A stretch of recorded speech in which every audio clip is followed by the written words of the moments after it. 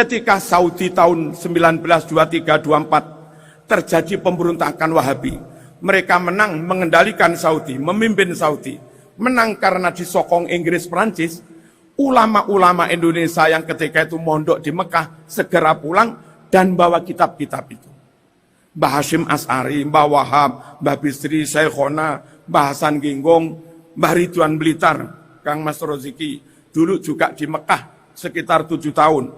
Mbah Munawir Kerapia, Mbah Zubair, abahnya Mbah Maimun Zubair, dan yang lain-lain, dulu mondok di sana. Begitu Arab rame-rame mereka pulang.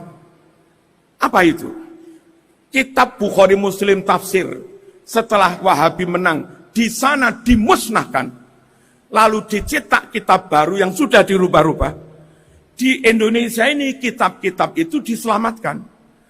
Santri-santri dalam jumlah ratusan bawa ribuan kitab berdus-dus itu dibawa pulang ke Indonesia, dan sampai sekarang Sahih Bukhari itu masih ada. Sampai sekarang Ibnu Katsir versi lawas itu masih ada. Sampai sekarang Bulughul Maram, Subulus Salam versi lawas itu masih ada. Yang di sana sudah dimusnahkan. Apa itu? Negeri ini wajib dijaga. Sebab negeri ini tempat Allah menyelamatkan ribuan kitab Sahih Bukhari Muslim. Negeri ini tempat Allah menyelamatkan ribuan naskah tafsir yang di Arab sana sudah dimusnahkan, lalu diterbitkan kitab baru yang sudah berubah. Makanya peduli Islam harus peduli Ahlus Sunnah wal Jamaah. Menjaga Islam supaya tetap utuh harus berahlus sunnah wal Jamaah. Dan supaya Ahlus Sunnah wal Jamaah sak kitab-kitabnya tetap aman, harus menjaga NKRI ini. Karena di negeri ini Allah selamatkan ribuan kitab yang di Arab dulu dibakar, yang di Arab dulu dimusnahkan. Di pundak umat Islam Indonesia, mungkin NU, mungkin Muhammadiyah, ada 2 tanggung jawab yang harus dipikul bareng-bareng. Apa tanggung jawab pertama? Amankan semua kitab, jangan sampai itu rusak, sebab di Arab sudah dimusnahkan. Yang kedua, jaga NKRI. Jangan mau propaganda untuk merubah NKRI. Propaganda apapun, meskipun bertitel negara khilafah, negara syariah, negara apapun, itu sejatinya propagandanya kaum Wahabi mengatasnamakan Islam. Assalamualaikum warahmatullahi wabarakatuh. Bismillahirrahmanirrahim. Alhamdulillahirrabbilalamin. Wassalatu wassalamu ala surafil anbiya wal mursalin Sayyidina Muhammadin wa ala alihi wa sahbihi ajmain, amma ba'du. Sebagaimana yang sudah kita saksikan barusan, pidato dari Kiai Haji Marzuki Mustamar, bahwa awal-awal berdirinya Wahabi penuh dengan tumpahan darah, kekejaman, perampasan, dan perusakan terhadap kitab-kitab ulama, situs-situs sejarah. Dan ini bukan mengada-ngada, ini adalah fakta nyata. Di sini kami akan membawakan beberapa contoh saja. Sebenarnya banyak sekali kitab-kitab yang sudah didistorsi, yang dirubah sama kaum-kaum jahil Wahabi. Jadi kami rasa Wahabi itu adalah perusak keilmuan karena perbuatannya yang tidak amanah terhadap kitab ulama.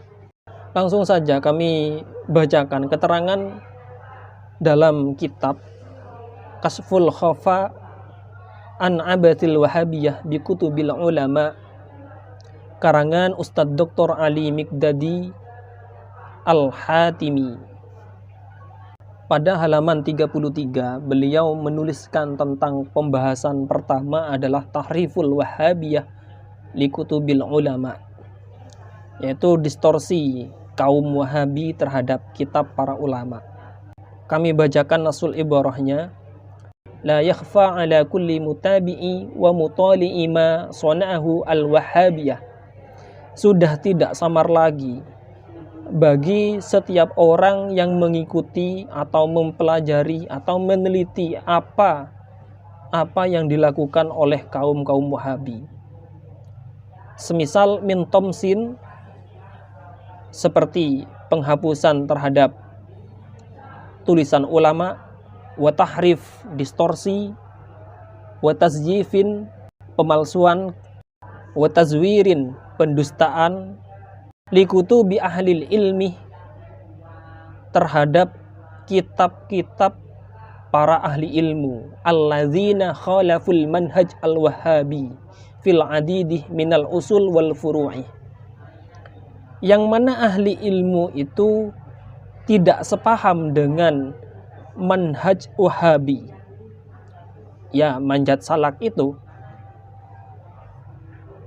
dalam banyak kasus, baik masalah usuluddin ataupun furu'. Wa fi hadal mabhas sana'ridu bid-dalil wal burhan ba'dan mimma iqtarafathu aydihim min tahrifin wa tala'ubin bikutubil mukhalifinah lahum. Dalam pembahasan ini kami akan menampilkan sebagian dari apa yang dilakukan oleh tangan-tangan kotor kaum Wahabi dalam mendistorsi dan mempermainkan kitab-kitab orang yang tidak sepaham dengan mereka. Tentu dengan dalil dan bukti. Karena terlalu banyak kitab-kitab yang dirubah oleh Wahabi, tentu tidak akan kami baca semua karena terlalu banyak. Ini kami tampilkan sebagian dari kitab-kitab yang mereka rubah.